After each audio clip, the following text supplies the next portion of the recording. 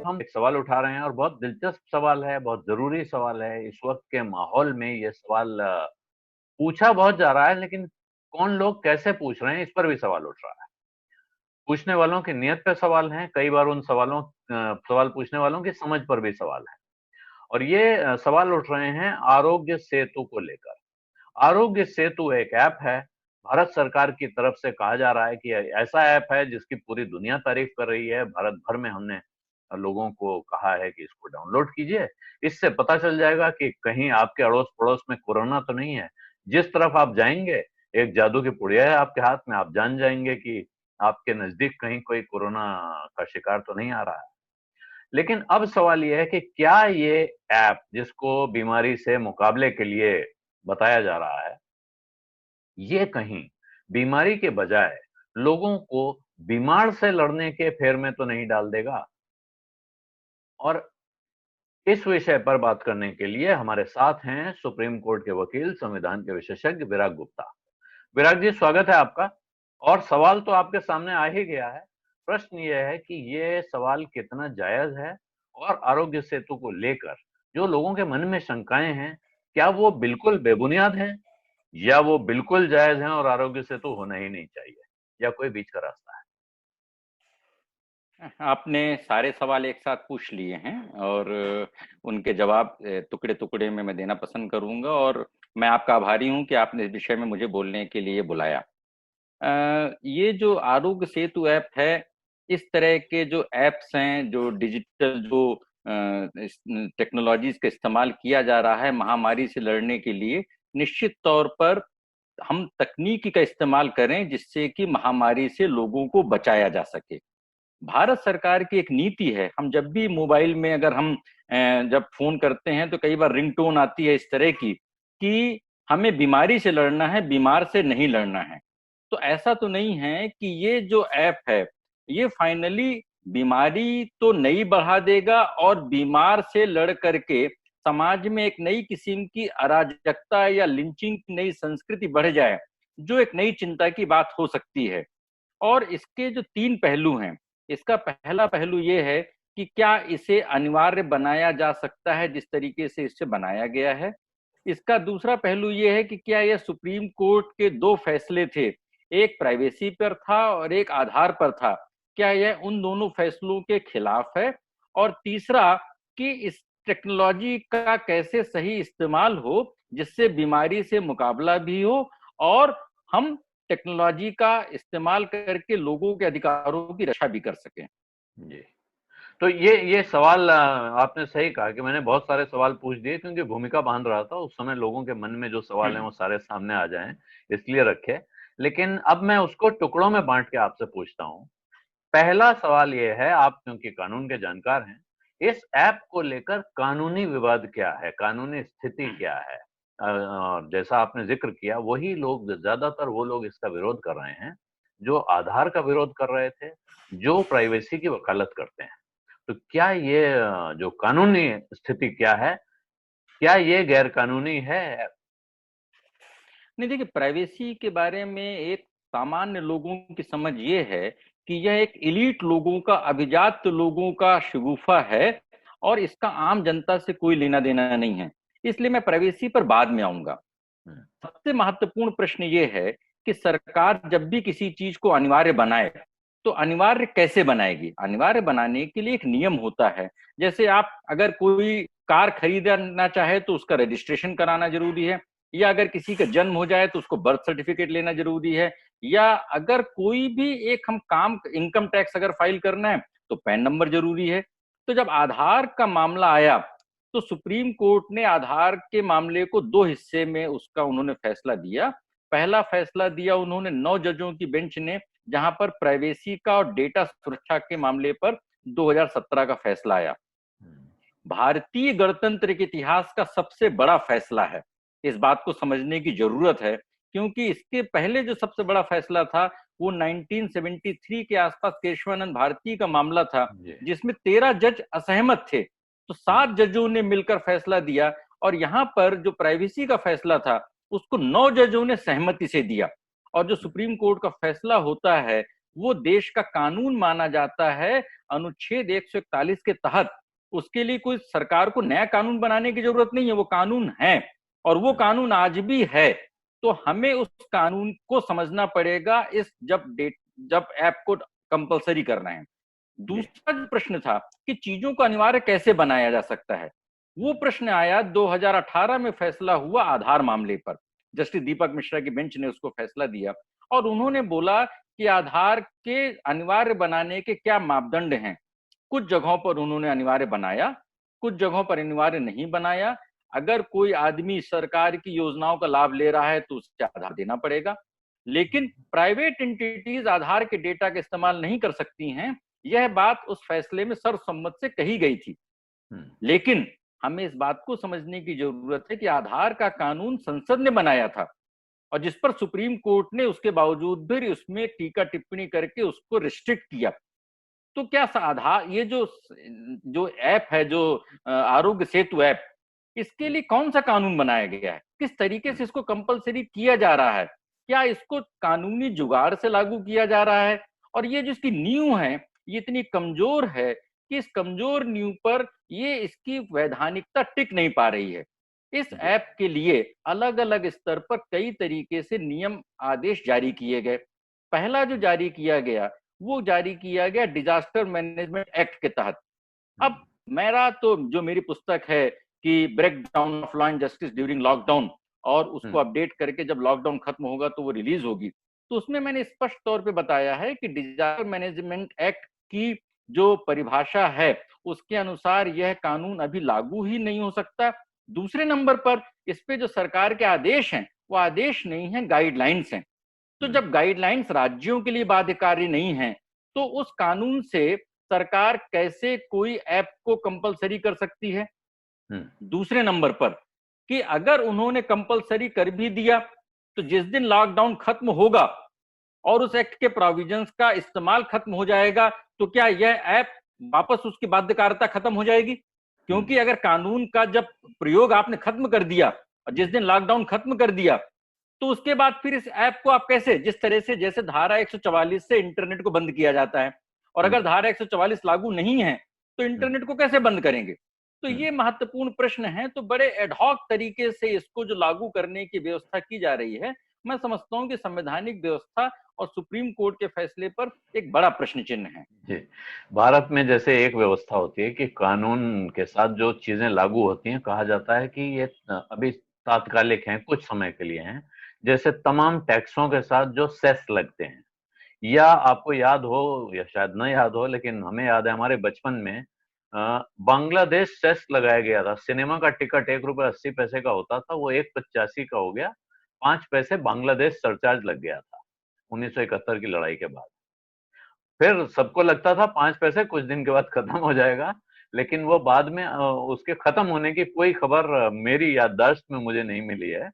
इस तरह अभी कुछ लोग कह रहे हैं कि साहब आरोग्य से तो इस वक्त तो बना है, इस वक्त कोरोना से लड़ना है, लेकिन क्या इसके बाद, जैसे आप सवाल पूछ रहे हैं, तो क्या कोरोना खत्म होने के बाद, मान लीजिए कोरोना संकट, हालांकि अभी उसका अंत भी दिख नहीं रहा है, ये खत्म होने के बाद क्या सरकार इस ऐप को वापस ले लेगी, या जो अभी दिख रहा है उसमें फिर इस आरोग्य सेतु के नए नए फायदे रोज गिनाए जाएंगे और इसको डाउनलोड कराने के नए तरीके ढूंढे जाएंगे?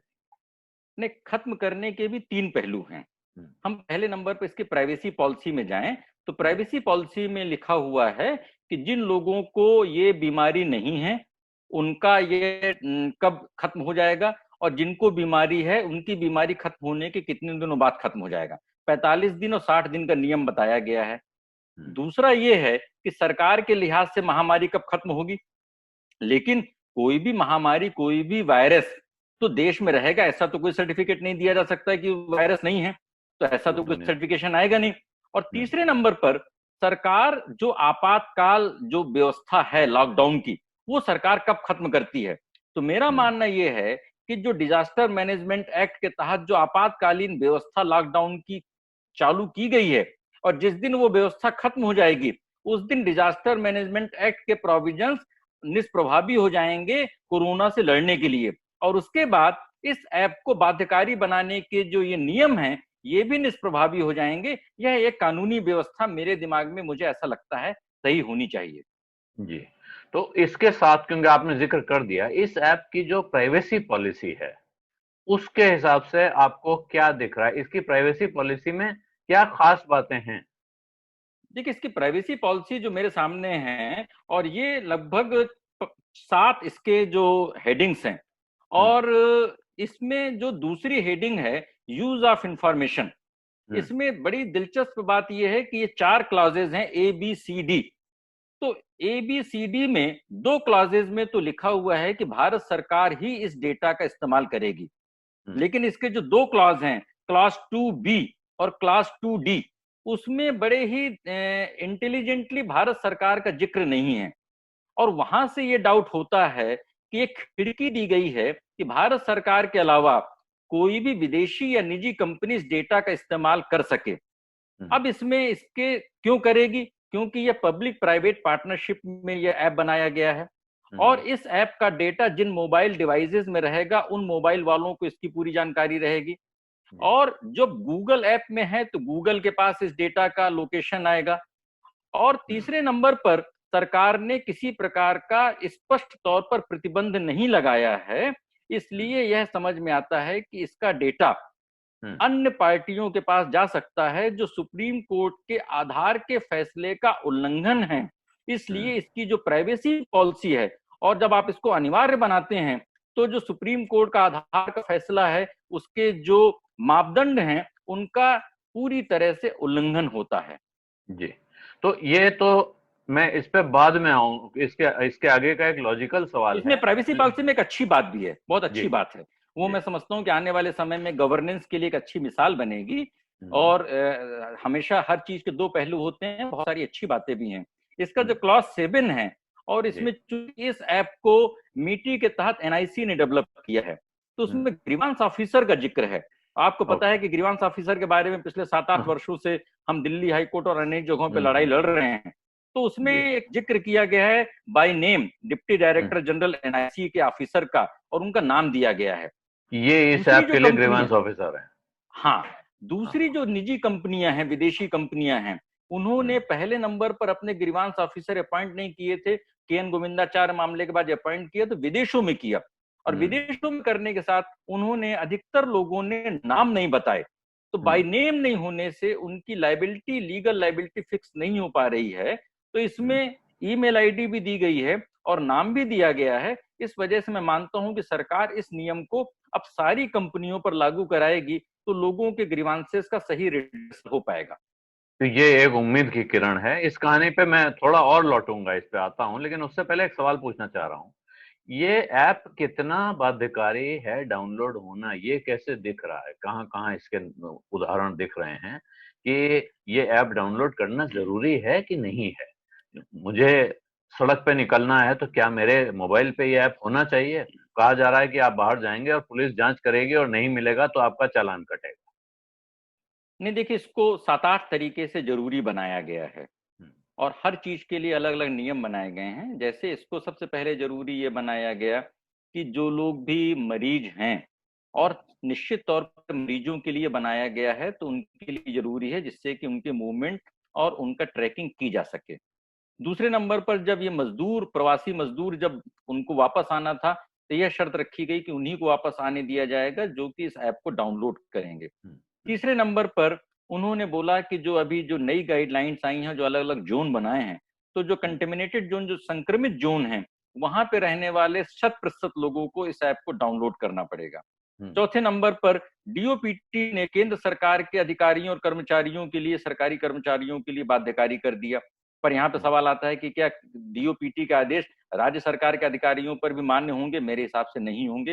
राज्य सरकारों को अलग तरीके के आदेश जारी करने पड़ेंगे। जी। और पांचवें नंबर पर उन्होंने यह भी आदेश जारी किया कि निजी क्षेत्र के जो एम्प्लॉयर हैं, वो अपने एम्प्लॉइज का 100% इंश्योर करेंगे कि ये ऐप डाउनलोड किया जाए।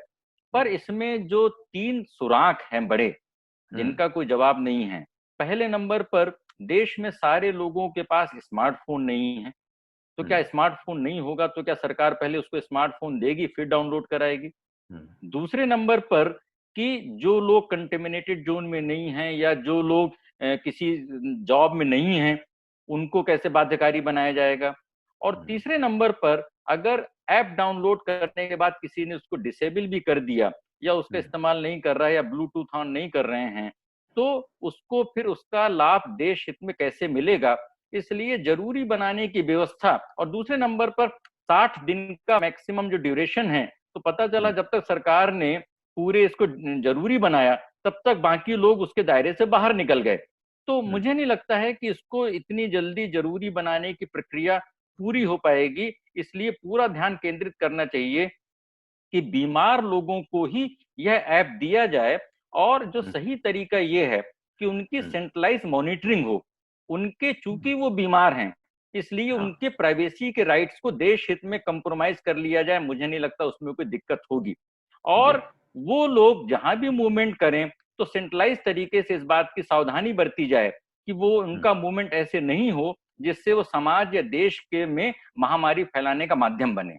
जी, तो ये एक तरीके से आपने एक रास्ता बताया कि जो बीमार हैं उनको जब इलाज शुरू कर रहे हैं, साथ-साथ उनको ये ऐप दे दिया जाए और ताकि उनका मूवमेंट ट्रैक हो सके, बीमारी को फैलने से रोका जा सके।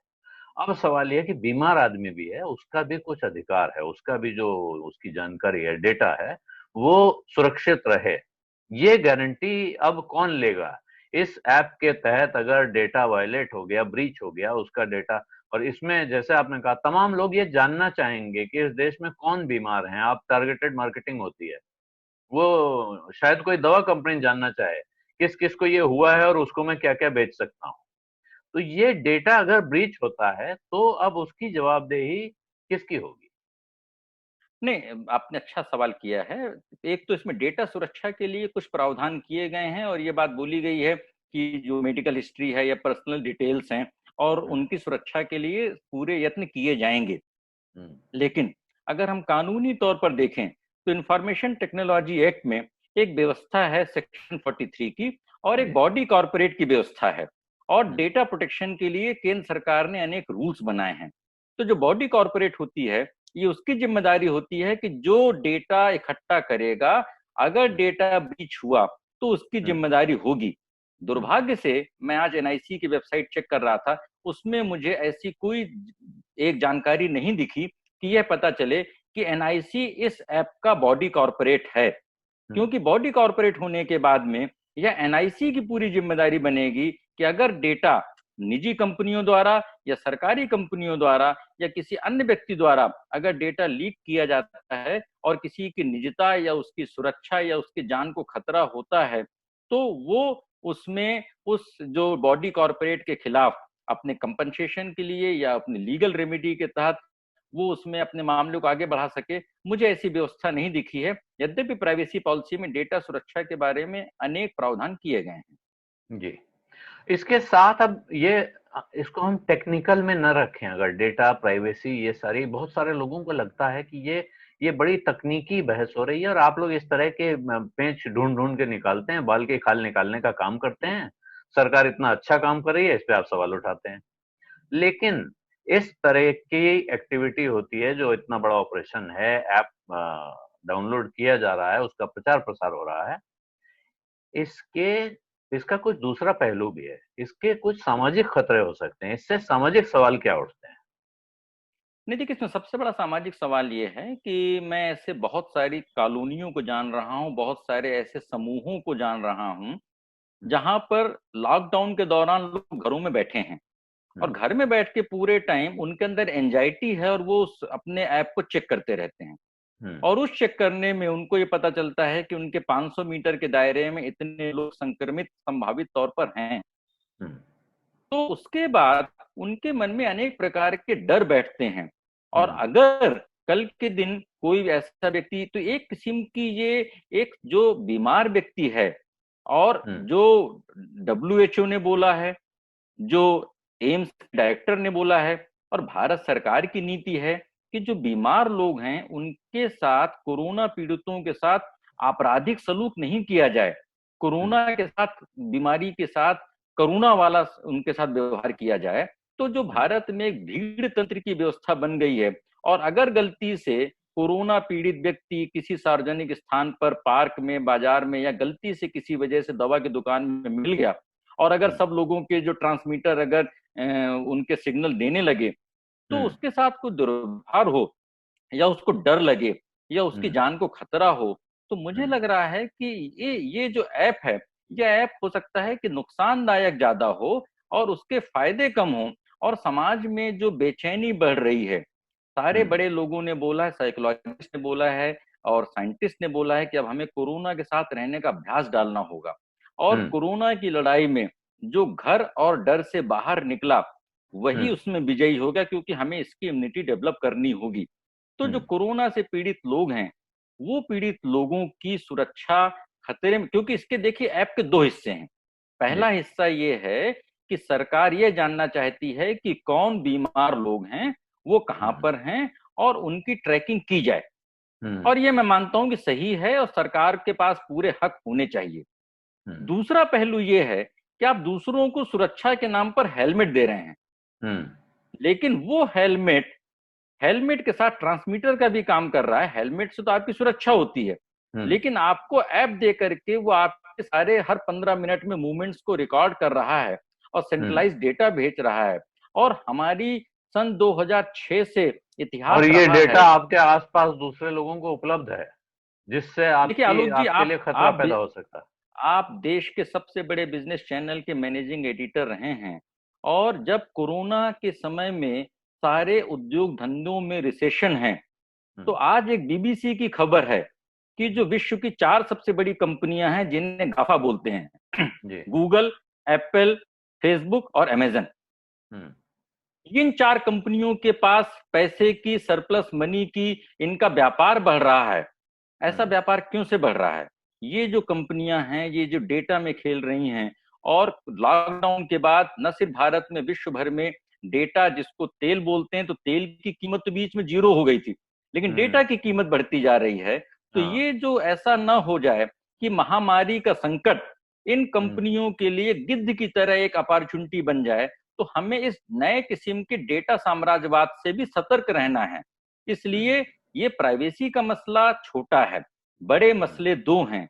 बड़े मसले हैं राष्ट्रीय सुरक्षा का, और दूसरा मसला है डाटा साम्राज्यवाद का। और दुर्भाग्य ये है कि पिछले 10 वर्षों में न ही कांग्रेस सरकार ने, न ही भाजपा सरकार ने डाटा सुरक्षा के लिए एक भी नियम नहीं बनाया। जब मैं बोलता हूं एक भी नियम, तो गार्जियन की रिपोर्ट आई थी कि कैसे 2010 में डेटा प्रोटेक्शन कानून को भारत में 11 में बनने से रोका गया, वो कांग्रेस का समय था। और अब डेटा प्रोटेक्शन 9 जजों के जजमेंट के बावजूद भी डेटा प्रोटेक्शन पर कोई कानून नहीं आना। अगर सरकार सारे काम डिजास्टर मैनेजमेंट एक्ट के तहत कर सकती है, तो डिजास्टर मैनेजमेंट एक्ट के तहत डेटा प्रोटेक्शन कानून भी लागू कर दिया जाए, क्या दिक्कत उसमें?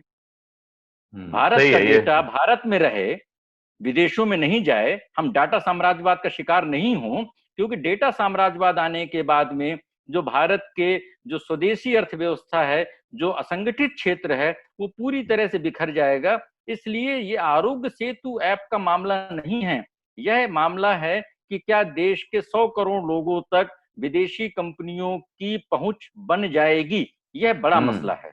तो ये एक तरह से पुराने पुराने भाषा में कहा जाता था कि तेल निकाल लिया जाएगा, और अब अगर डेटा न्यू ऑयल है, तो ऐसा ना हो कि इस बीमारी के इलाज के नाम पे हमारा, आपका, सबका, पूरे देश का तेल ये कंपनियां निकाल लें और उससे अपना फायदा कमाने का रास्ता ढूंढें। ये विराग जी का कहना है। विराग जी, कोई एक रास्ता ऐसा दिख रहा है साफ साफ? एक तो आपने बताया कि भाई बीमारों के ऊपर सिर्फ ये ऐप डाउनलोड कराया जाए, लेकिन कोई ऐसा तरीका है कि जिससे तकनीक का इस्तेमाल भी हो जाए, बीमारी महामारी से लोग बचें भी, और साथ में किसी के अधिकारों का हनन भी ना हो? नहीं, मुझे लगता है कि इसका सिर्फ इसके 3 तरीके हैं। पहला तरीका तो ये है कि सरकार को इस बारे में अगर अनिवार्य बनाना है, तो अध्यादेश जारी करना चाहिए, जिससे कि लोगों के वैधानिक हितों की सुरक्षा हो। सरकार के पास अधिकार होता है, लेकिन उस अधिकार का एक संसदीय प्रणाली में एक सही विधि सम्मत तरीके से इस्तेमाल होना चाहिए। तो अगर सरकार अनिवार्य बनाना चाहती है, तो इसके लिए कानून आना चाहिए। दूसरे नंबर पर मेरे अनुसार महामारी से लड़ने के लिए जो बीमार, संक्रमित या उनके परिवारजन हैं या विदेशों से आए लोग हैं, सिर्फ उनको ही इस बात के लिए कंपलसरी बनाना चाहिए। और उस कंपलसरी बनाने के लिए डिजास्टर मैनेजमेंट एक्ट हो या एपिडेमिक एक्ट हो, इसके तहत उसको कंपलसरी बना भी दिया जाए और बाकी लोगों के लिए ऐच्छिक रखा जाए। तो इससे समाज में एंजाइटी भी नहीं बढ़ेगी, अराजकता भी नहीं बढ़ेगी और किसी प्रकार के जो वैधानिक सवाल भी नहीं खड़े होंगे। और हमें सुप्रीम कोर्ट के फैसलों का भी सम्मान करना चाहिए। अनुच्छेद 21 में जीवन का अधिकार है और अगर ये जो जो मूवमेंट हैं लोगों के, उन सारी चीजों का अगर किसी तरीके से दुरुपयोग हुआ या कहीं किसी तरीके से उसके जो उनके राइट टू लाइफ का वायलेशन हुआ, तो मुझे नहीं लगता है कि इस तरह से चीजों को करना उचित होगा। जी, तो ये आपने एक तरह से हमने पूरा आरोग्य सेतु ऐप से जुड़े तमाम सवाल जो मन में हैं वो उठाए, उनके जवाब लिए। क्या आशंकाएं हो सकती हैं, क्या संभावनाएं हैं, क्या इसका नुकसान हो सकता है और क्या फायदा है, ये सारी चर्चा कर ली। मुझे उम्मीद है कि आपको यानी देखने वालों को ये चर्चा पसंद आई होगी और आपसे आग्रह ये है कि आप इस वीडियो के लिंक अपने मित्रों परिचितों के साथ ज्यादा से ज्यादा शेयर करें। मेरा यूट्यूब चैनल वन आलोक जोशी अगर अभी तक आपने सब्सक्राइब नहीं किया है तो सब्सक्राइब का बटन दबाना न भूलें। विराग जी कुछ और कहना चाहते हैं अंत में, उनका संदेश भी सुन लें। मुझे बार बार कई टेलीविजन डिबेट में लोग बोलते हैं कि फेसबुक, गूगल या सारा तमाम सारे ऐप आपके इतने डेटा चोरी करते हैं, तो इस ऐप से दिक्कत क्या है? अगर चोरी लोग दूसरे कर रहे हैं तो उस चोरी को बंद करने की जरूरत है, न कि उस जो हेरा फेरी का हिस्सा बनने की जरूरत है। तो मुझे लग रहा है कि गलत काम कभी भी एक दूसरे गलत काम करने का आधार नहीं हो सकता है और इसको विधि सम्मत तरीके से करना ही श्रेयस्कर होगा। जी, तो ये और सबसे अच्छी बात जो विराग जी ने कही कि भाई सरकार को ये करना है तो सरकार इसके लिए बाकायदा कानून लाए। इस वक्त संसद नहीं बैठ सकती है तो आप अध्यादेश ले आइए। अध्यादेश का रास्ता भी है और वो संवैधानिक रास्ता है। इसको बिना किसी कानूनी जामा पहनाए इस तरह का बड़ा एक्सरसाइज भारत भर में चल रही है जिससे तमाम लोगों की प्राइवेसी को खतरा है कि नहीं है हम नहीं जानते हैं, क्योंकि अभी तक उसके नियम कानून सामने है नहीं। उसकी प्राइवेसी पॉलिसी दिख रही है जिसमें छेद भी दिख रहे हैं और जिसमें अच्छी चीजें भी दिख रही हैं। इसलिए सबसे अच्छा ये होगा कि सरकार इस पर स्थिति साफ करे, कानून लाए, उसके बाद इसका इस्तेमाल करे। ये भी बताए कि आरोग्य सेतु आज आया है लेकिन ये कब तक चलेगा और फिर आगे इसका स्वरूप परिवर्तन, क्या ये किसी दूसरी शक्ल में बना रहेगा, जैसे मैंने पहले बताया कि जैसे सेस आते हैं उसके बाद वो टैक्स में बदल जाते हैं। तो ये सारे सवालों के जवाब मिलने जरूरी हैं, लेकिन हमें फिलहाल ये सवाल उठाने थे।